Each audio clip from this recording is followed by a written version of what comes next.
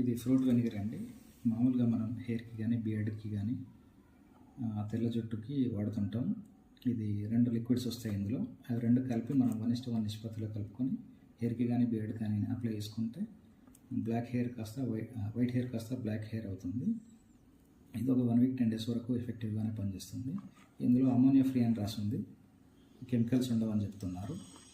ఇవి వాడడానికి మనం ఇది అమెజాన్ నుంచి తెప్పించుకున్నాం. 480 రూపీస్ పడింది. ఇందులో 2 బాటిల్స్ వస్తాయండి. సొల్యూషన్స్ ఒకటి ఏ అని ఒకటి బి అని ఉందండి. సొల్యూషన్ 2 సిమిలర్గానే కనిపిస్తున్నాయి జెల్స్. ఈ 2 జెల్స్ని 1:1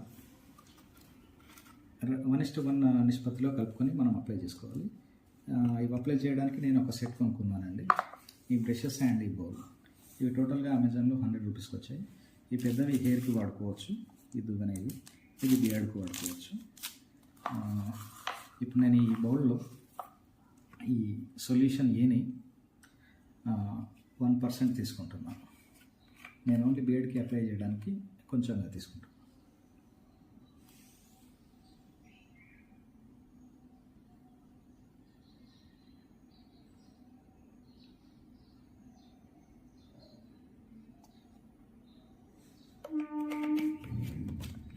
తర్వాత యాస్టిస్ సొల్యూషన్ బిని 1% తీసుకుందాం. ఇవి 2 ట్రాన్స్పరెంట్ కలర్లోనే ఉన్నాయి. చూడడానికి ట్రాన్స్పరెంట్ కలర్లోనే ఉన్నాయి.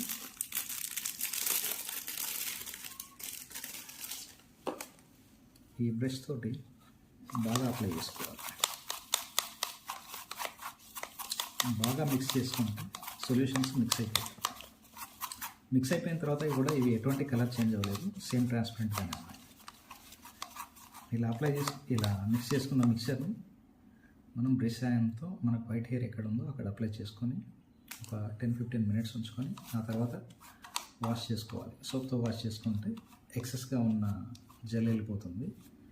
ఒకవేళ 15 మినిట్స్ వాటి 20 మినిట్స్ అలా ఉంటే స్కిన్కి పట్టుకొని నల్లగా తయారవుతుంది. కాబట్టి 10-15 మినిట్స్లోపే వాష్ చేసుకోండి. ఇది మన ఫ్రూట్ వెనిగర్ వాడే విధానం. Thank you.